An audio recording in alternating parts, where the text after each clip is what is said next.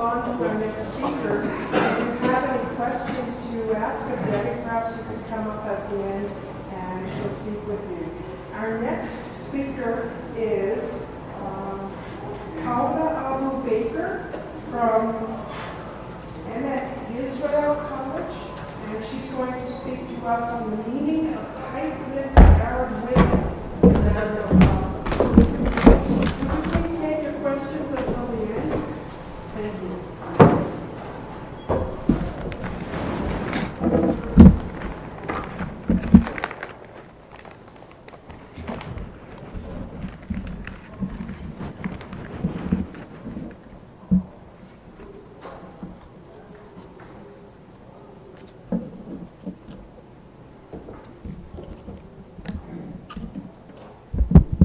Thank you.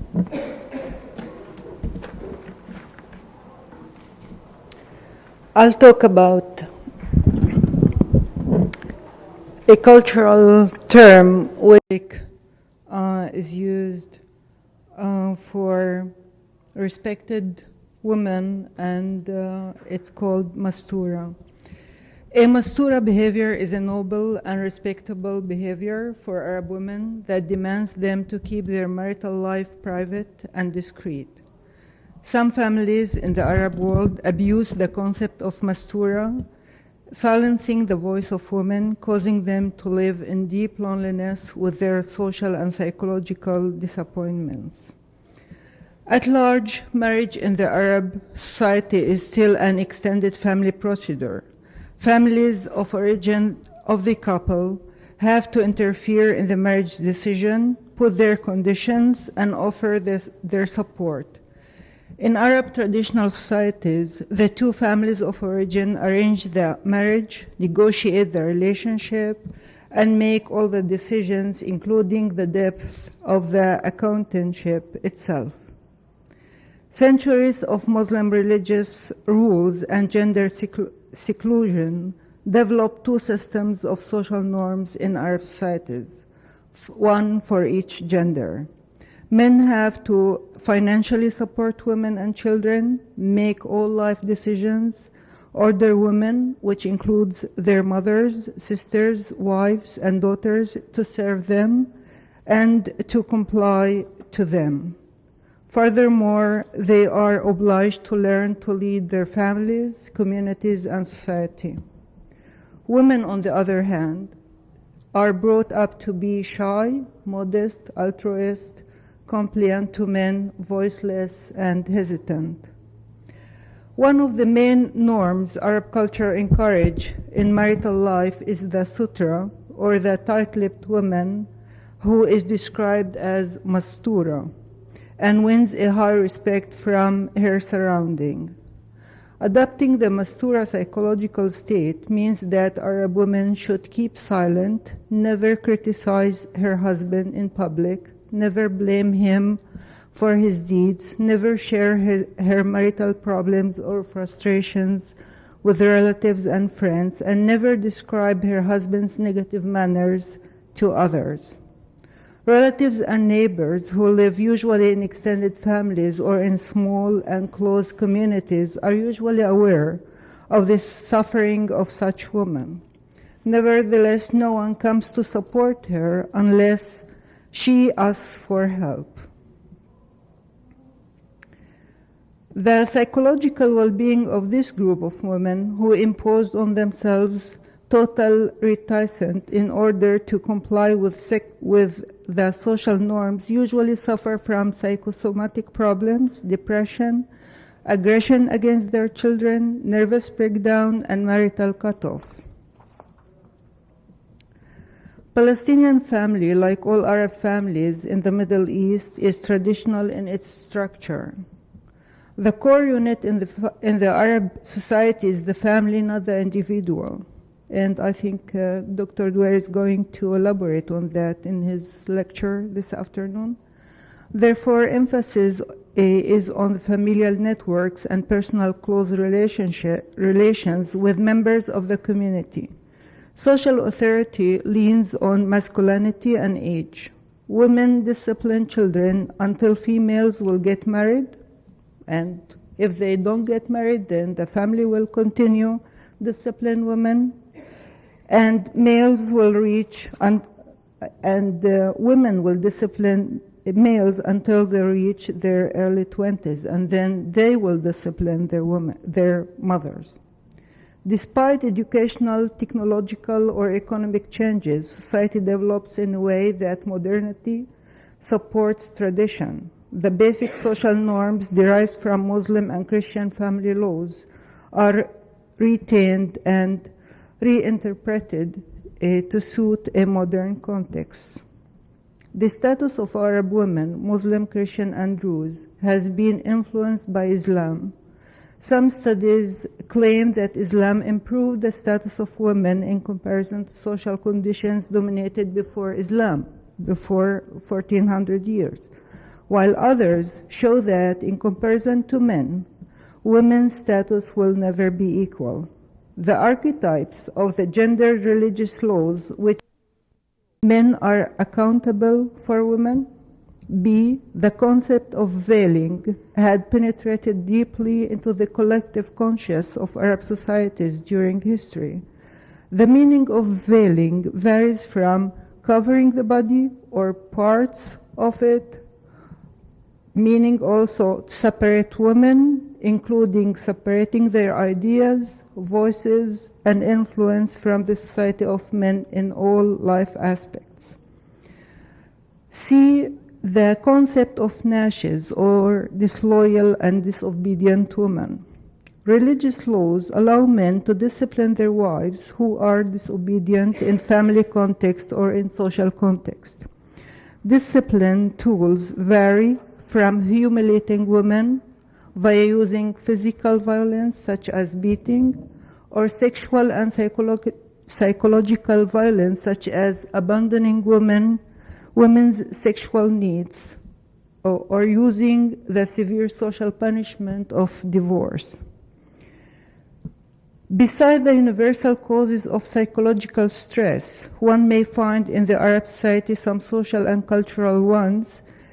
In the Palestinian Arab culture, there are three predispositions among the cultural norms affect the outburst of psychological problems among some educated Palestinian women.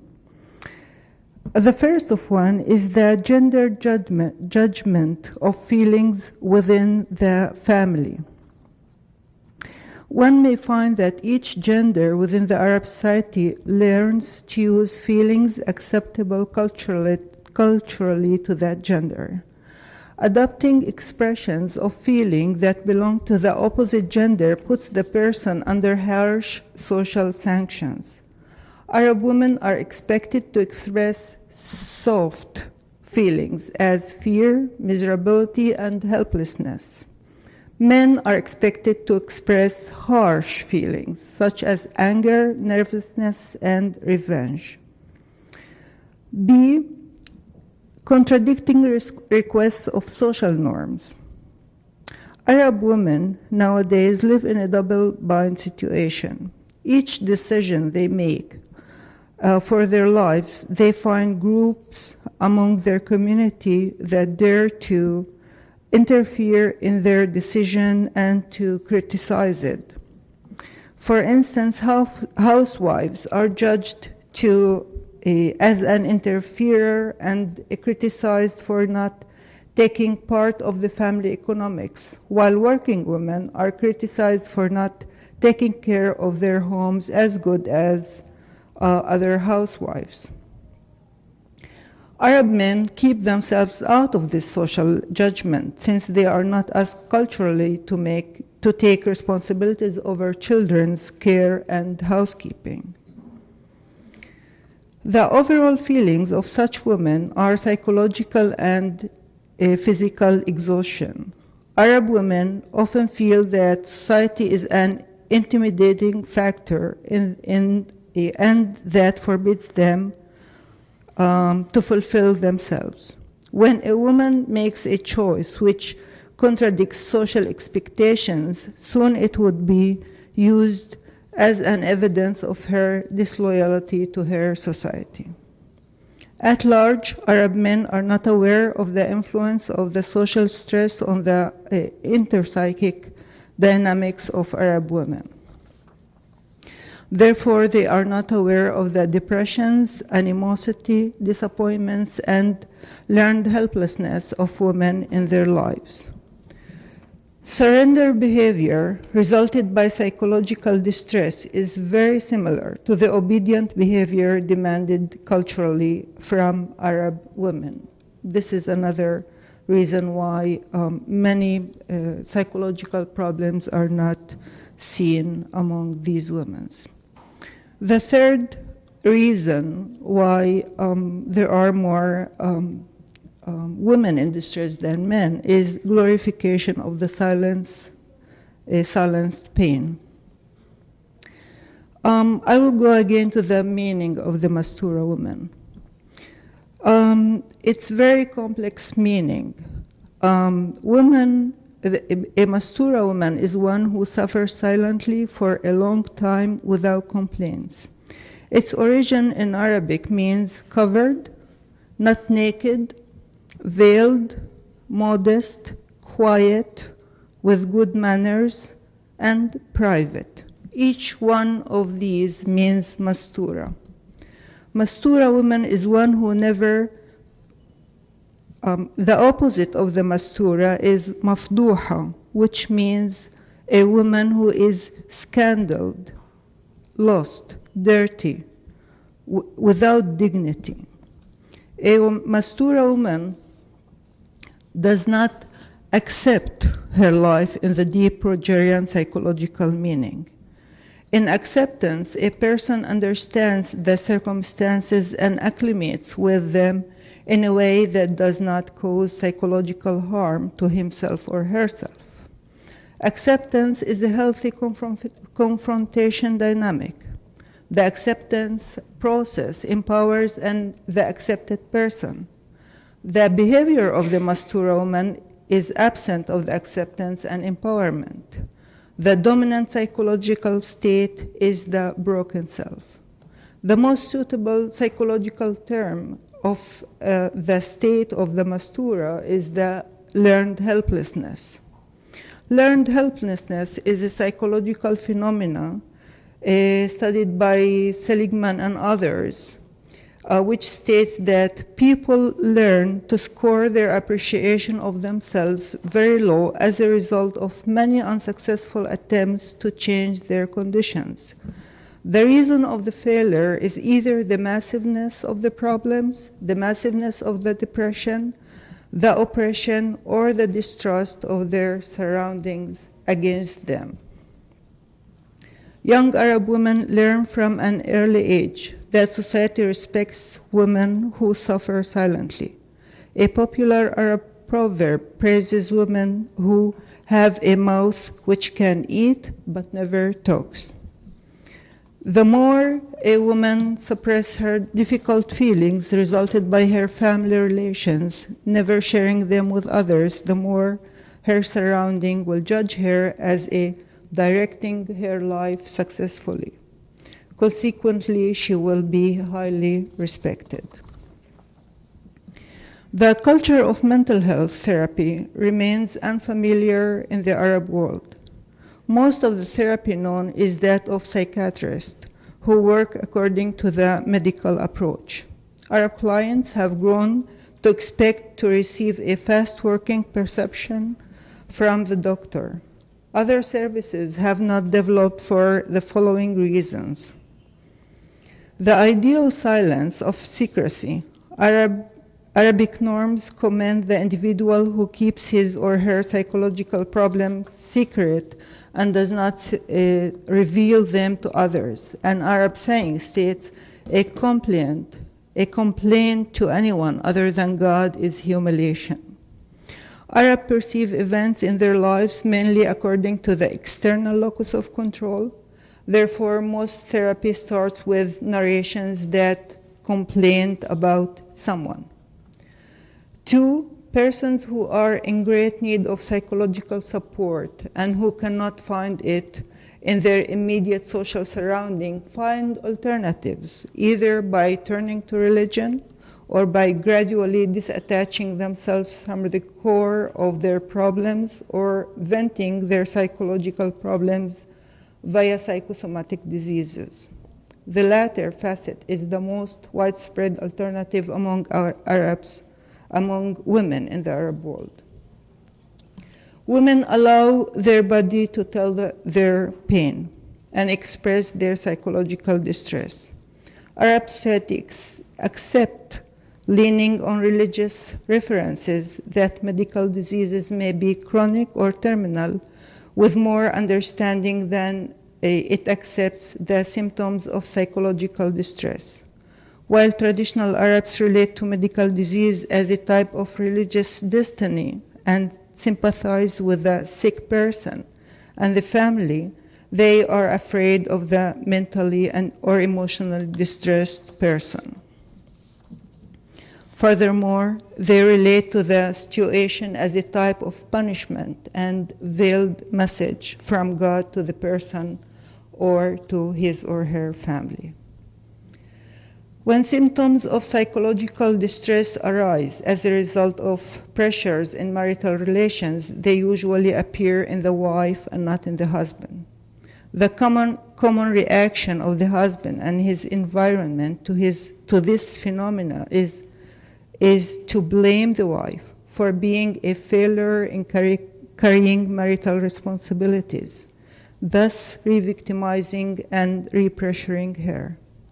Often the wife's family will be blamed for not preparing their daughter for her marital duties. As a result, the wife's parents usually try to understate the psychological stress of their daughter, forcing her to confront her problems silently. A third of Palestinian women inside Israel work in a paid jobs. I emphasize in a paid jobs because all of them are working. Many of them are working in family business, but they are not paid. In the Arab world, the proportions vary between 18% to 41% of the labor force. In spite of this, Arab society continues to regard a woman's work as secondary to her role as a housewife and a mother. It is not required from Arab men to add house chores or children's care responsibilities to their duties when their wives leave for their paid work. Working women struggle silently to find psychological balance in their lives. In addition to these demanding conditions, most of them are not appreciated by their families or communities as educated or career women. I will share with you a case, and I hope that I have the time also to conclude. Munira is the name of a female client. She was referred to family therapy by her family doctor after being diagnosed as suffering from deep depression. She was a 49-year-old elementary school teacher who was married to Elias, a 51-year-old bus driver. The couple had 3 daughters and 1 son, aged 14 to 27. Their oldest daughter, Rena, was a student, married to a wealthy man from the same village, and had 2 young babies. Munira and Elias were Christians who maintained Arabic traditional cultural lifestyle. The couple were first cousins who fall in love when Munira was in college. Her father rejected their relationship due to a hostile relation with his brother. Munira insisted on marrying Elias, sabotaging her relationship with her family of origin. Munira was the first woman in her village who continued her higher education. Her family believed that she deserved a better marriage deal than what she had chosen. The family did not want to make their refusal public since they were afraid of the community's rumors. As a punishment for her insistence, they took off their family and social protection over her life.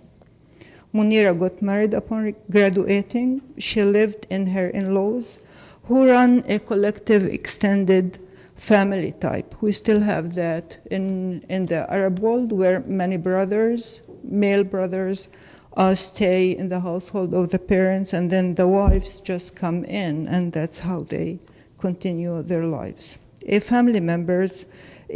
All family members' income was put in one account. The oldest brother managed it. Munira had been promised by Ilyas to start building their own home soon after their marriage. Alas, he never fulfilled the promise. His older brother used the family income to build his own home, claiming that Ilyas' turn will be the next. When the brother moved to his new home and became independent, Ilyas insisted to take responsibility of the family income. He made miscalculated decisions, causing financial problems for years to come. The family was not able to start building their house. Munira, who worked very difficult as an elementary school teacher and had her babies in the crowded house, argued silently with her husband to improve their life conditions. Ilyas used to silence her voice, claiming that it is disrespectful to force her demands on his family, reversing the gender rules. Ilyas and his extended family related to Munira as a housewife who went out to her paid job for a few hours a day.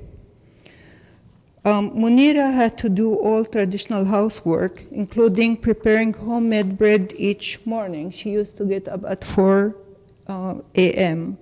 to be done before she went to school. Ilyas was proud to behave as a traditional Arab man. When Munira asked him to help, he argued that his family will relate to him as a weak man who does women's duties.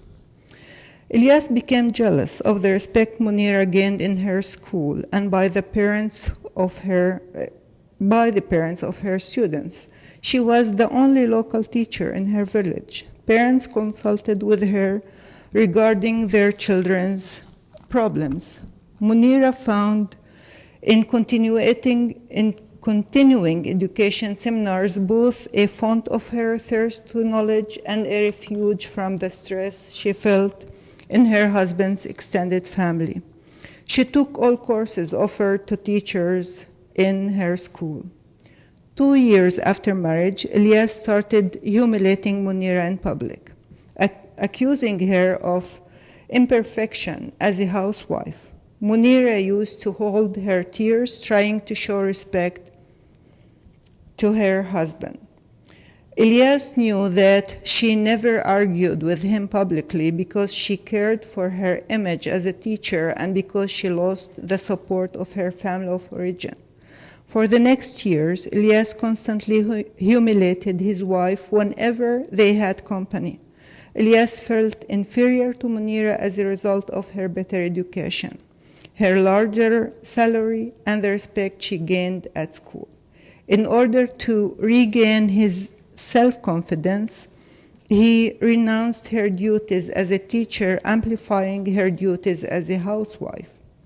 He forbade her to have a bank account in her name, depriving her to feel the meaning of being a working woman.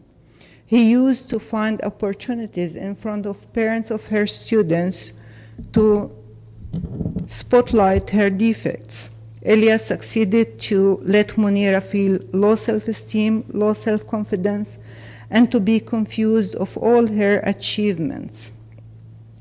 Munira claimed that she did not have where to go had she stopped Ilyas abusing her psychologically and socially. Munira suffered from high blood pressure and ulcer, which forced and enabled her to stay alone in her room for long hours. So the sickness was her refuge. Munira had her first nervous breakdown when Rana, the oldest daughter, fall in love with a very wealthy young man, Akram. Munira had learned that Akram's parents disrespected her, disrespected Munira for they have heard that her husband argued with her publicly. Munira understood then that she was a triple victim.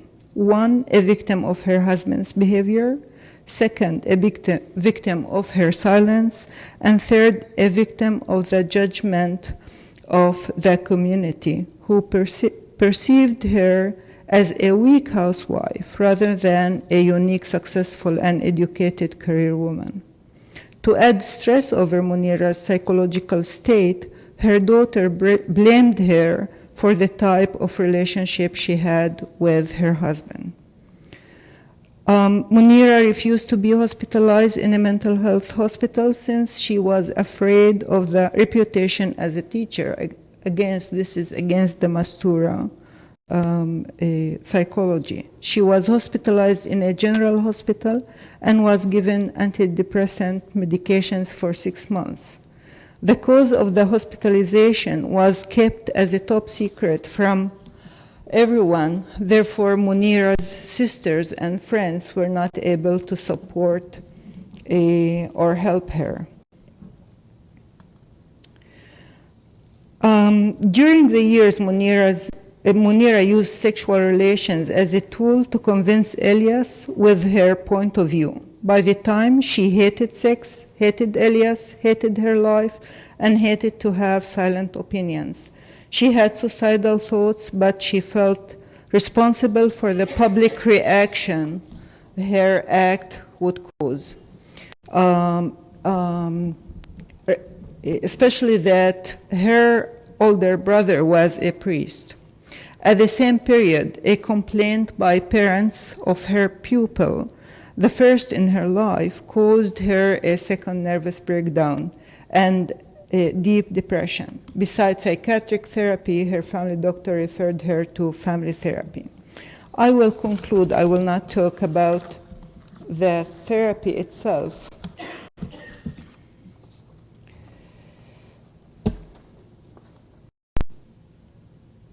Understanding of the meaning of Mastura in Munira's life.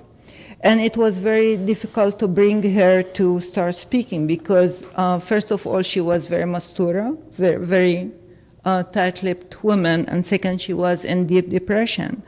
And I said, you have doing this very well for the last 27 years. Can you teach me how a good Mastura Arab woman should behave? And for the next 5 sessions, she was teaching me how to be silent. So in this way, I gave her the opportunity to talk about her silence. And then she was deep into talking. And then I said to her, okay, this is your own way to prevent your family from being a mafduha family or not Mastura family. Do you think that they would care? And I said, I think that you did not commit suicide, so they will continue being respectful family. Your priest brother will continue being a respectful priest. Do you think that by telling them that either they will come here and listen to your story, or they will be in great community pressure, they would come or not? And then she asked them, and all the family came to therapy for the next 9 months. And then the main changes that had happened was that the oldest daughter, who used her mother as a housewife because she wanted to develop her career as a career Arab woman, started relating to her mother as the first career woman in her village. And then she took responsibilities of the household. And then the husband knew that if Munira will have her third depression and be hospitalized, then she will not be able to work, and then he will not have her income. He was willing to do 2 things.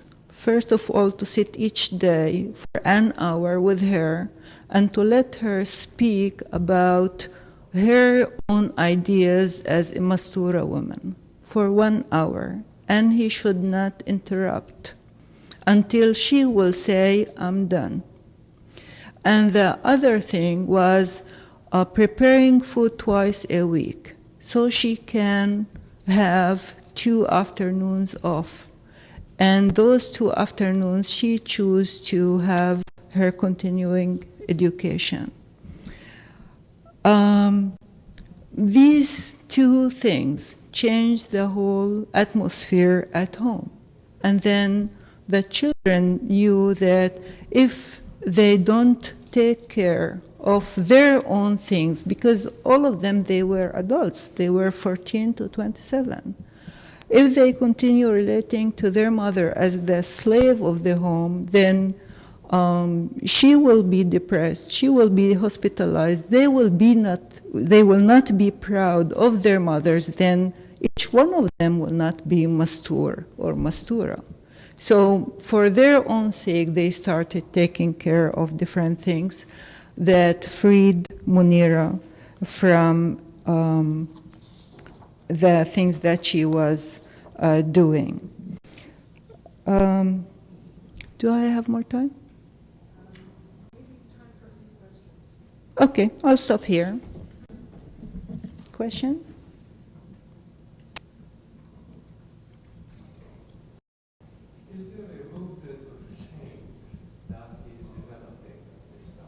Yes, yes. Well, if we take a snapshot on about 140 million Arab women in the Middle East now, we may find some of them still live as women lived before 1400 years, and some other women are very career, open-minded, free women. So we have everything.